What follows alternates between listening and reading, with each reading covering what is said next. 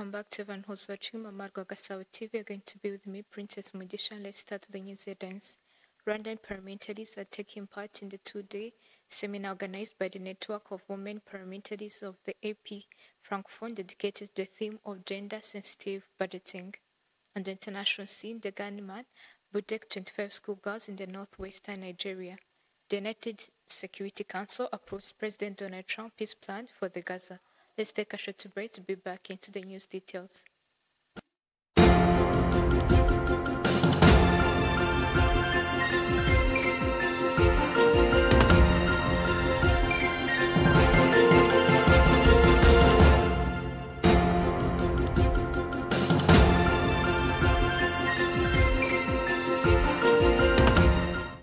Welcome back into the news details, and let's start our news in Rwanda, where Rwandan parliamentarians are taking part in the two-day seminar organized by the Network of Women Parliamentarians of the AP Francophone dedicated to the theme of gender-sensitive budgeting.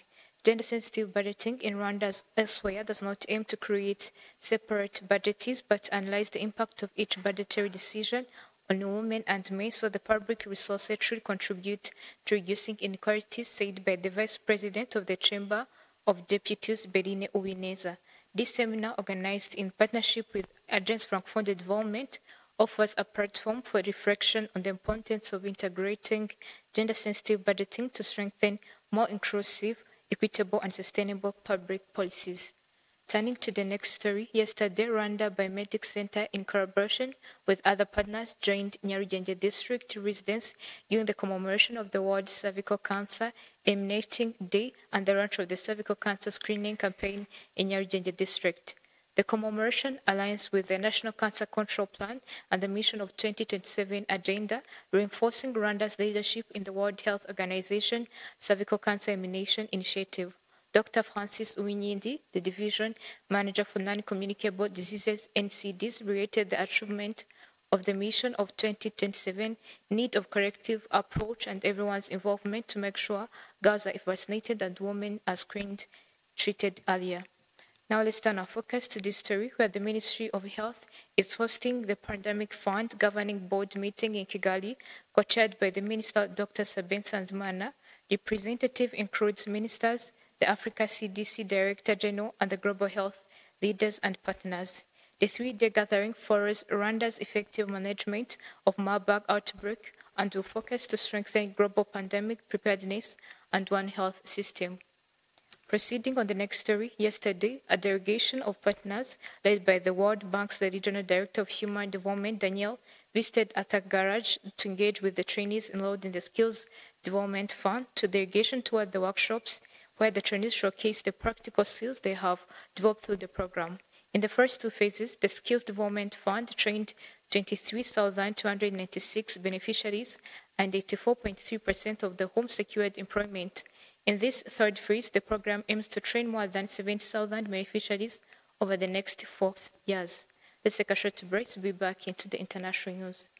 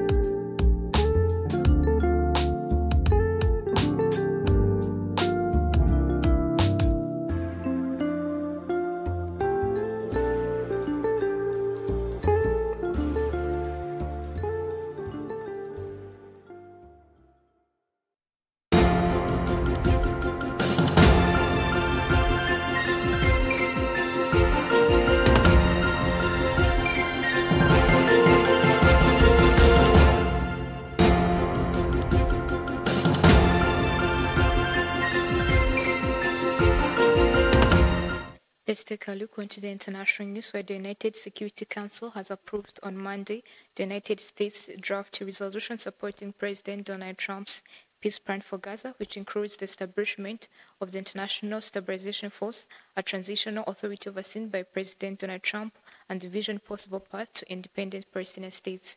Sandra Tumukunde proceeds. It's the international news in Africa. Gunmen attacked the high school in northwest Nigeria before dawn on Monday, abducting 25 schoolgirls and killing at least one staff, according to the authorities. No group immediately claimed responsibility for kidnapping the boys from the boarding school in Kebbi State, and the motivation was unclear. Police said the schoolgirls were taken from their dorms at around 4 a.m.